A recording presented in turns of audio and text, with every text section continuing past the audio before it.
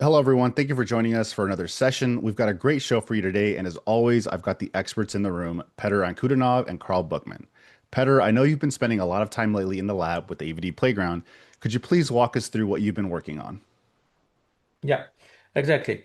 I think what we are planning to show today is a really cool feature. And yeah, we have been working on that for quite a while.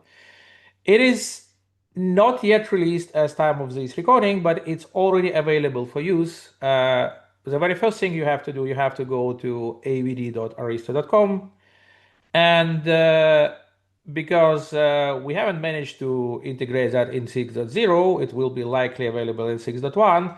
If you want to play with AVD Playground, you have to go to devel, and then you click example. What is basically AVD Playground? It is an interactive AVD inventory that you can just spin in a single click and just start testing whatever you like, right?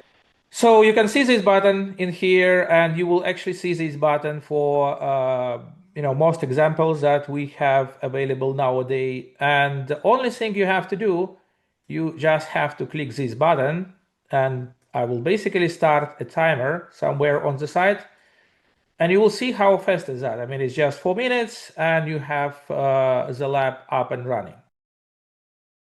Now, a short warning, this feature is only available for Arista customers. Yeah, so if you want to access this for free, you just need like an Arista account.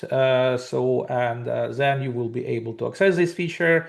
If you are like working on a project with our account team, so just maybe ask them so to grant you access. This is also possible. So if you for whatever reason just curious, I mean, we provide download options, so but I highly discourage actually people to use it, so because it's quite advanced and can trigger a lot of questions that we may not be able to answer. So let's wait a bit until the lab will be up and running.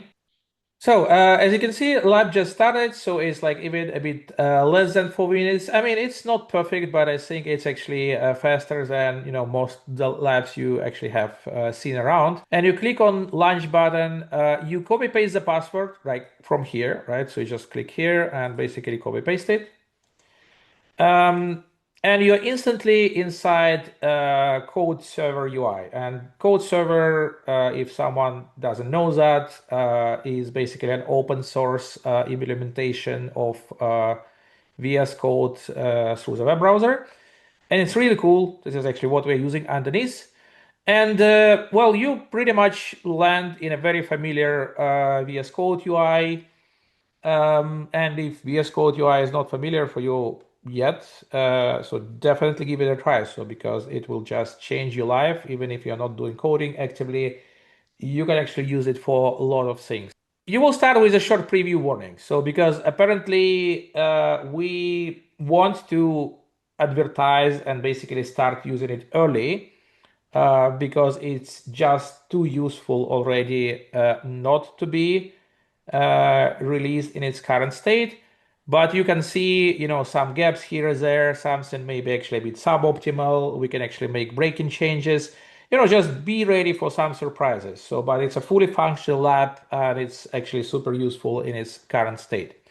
And then once you have read the warning and you know that it's a preview and you can expect some surprises, you just close it. What you have to do, so normally you can just pick any AVD release here. However, if I click on any AVD release right now, you can see I can actually pick like some example from this release. And by the way, this is nothing is static in there, so it's all dynamic. We are just using GitHub API to go through all these releases and understand actually what we have done actually by now, so that we don't have to maintain this hard coded somewhere. So we click on any example and you see, okay, we have to try something else because this is not enabled with the lab topology yet. So that's not a problem because, as I said, so we already have it on development branch, and once 6.1 will be released, you will also see it for like normal releases from 6.1 and higher. I want to use a specific AVD fork, And this is not really a fork, I mean, because it's like the main repository. So I will keep Arista network. I will actually keep AVD for the repository name, and I will use devel branch for my testing. I will click enter, and it will go extract, all the examples from this release. I will probably pick the simplest one, but you can actually pick something else. Okay, single DC L3LS works great for me, and I will build a simple EVPN network.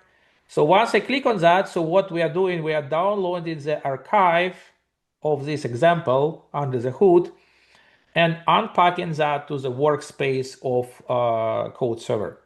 It will take a bit of time, and then actually once we unpack it, you can already see all the content of the example here.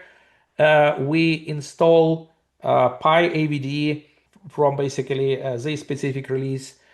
In a few seconds, we will be up and running. You will see this message that you have to press any key to close this terminal. You have to close this terminal, and then you can open another and interact with the lab. So, okay, what you can do? I mean, anything you want, right? So you have the group vars here, so you can click somewhere. You can actually edit the stuff.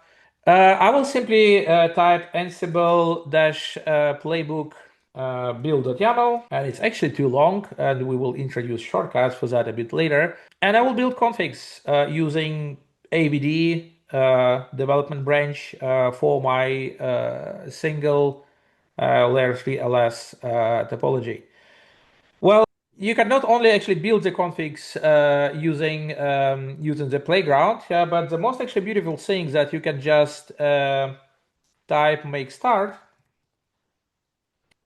This will spill Containerlab, which will be ready in a bit less than a minute. Yeah. So, and as you can see, the lab is up and running right now. So, and we have created the configs before. So if you go to intended configs, you will see like there is a config generated for every switch. You can simply do Ansible playbook deploy.yaml and configure the switches in your lab. The next question is, okay, I have configured my switches. How I can check that, everything is up and running, so as intended. So the login and password for every switch is always Arista, and if it's different, it will be documented somewhere.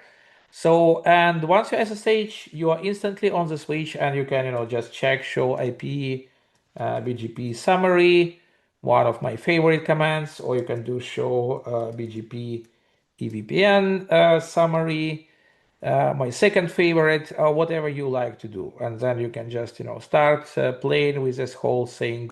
So without spending any effort on, building AVD lab on your own machine. So the point of this video is not to teach you on how to use AVD. Just play with this example. I will not be changing variables right now or doing anything like that.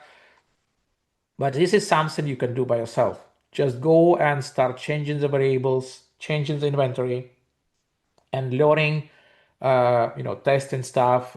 This is why we have created Playground for our colleagues and our customers in the first place.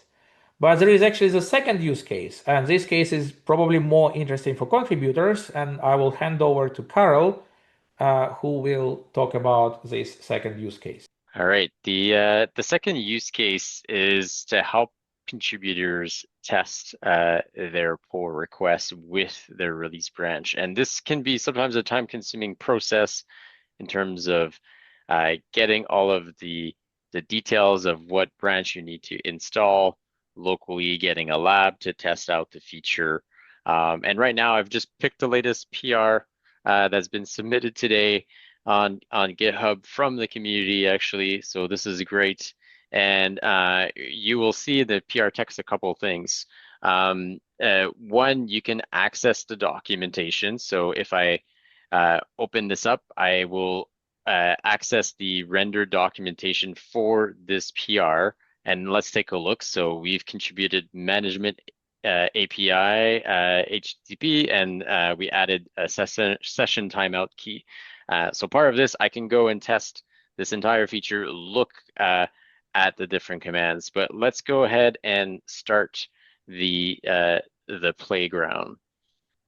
All right, so while the lab is building now, let's take a look at the documentation to understand how to use this feature that was just introduced. So previously we opened up the documentation. We're going to go under the user manual, the EOS config data model, and we'll look for the management API keys. Here we go.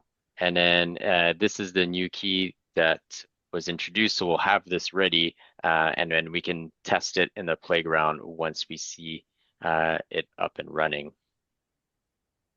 All right, so our lab is up now. We're gonna launch the window to get a code server up and running, copy the credentials.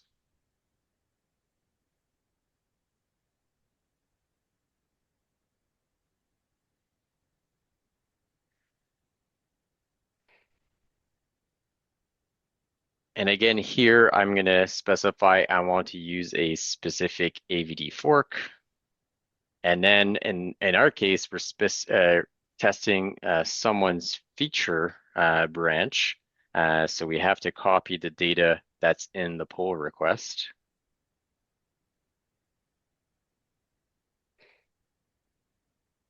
All right, so again, very simple to pick, and I'm going to select a single DC L3LS since I'm just testing a EOS CLI config gen feature. The topology really doesn't matter in this case, but I'm going to pick kind of the standard one I tend to work with. Beauty of this is it does all of the installation from this remote branch or this fork, so I don't have to worry about all the detailed steps. And then I'm going to get a lab environment up and running and can start testing right away. All right, so we can see the installation is complete. I can close this preview. I'm going to open a new terminal window. And first thing I'm going to do is make start. So I'm going to get the lab up and running. While the lab is coming up, I'm going to go back to the data model. Looking at the YAML view, I can copy these commands so I can test this new feature and validate the output. So I'm going to go into my group vars and hey, let's apply this at the fabric level. So I'm going to paste this here, and we want to use this with custom structured configuration. And I'm going to only focus on the session timeout key. Oops. And let's just test it with the max value. Just to test if we're rendering correctly, I can run Ansible playbook build.yaml.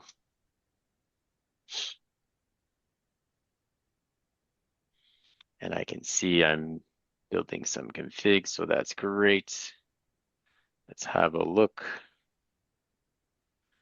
So I can see session timeout gets done, and well, let's go ahead and deploy this. And we can log into the CLI as well to see and verify the min-max parameters if those are done correctly, etc.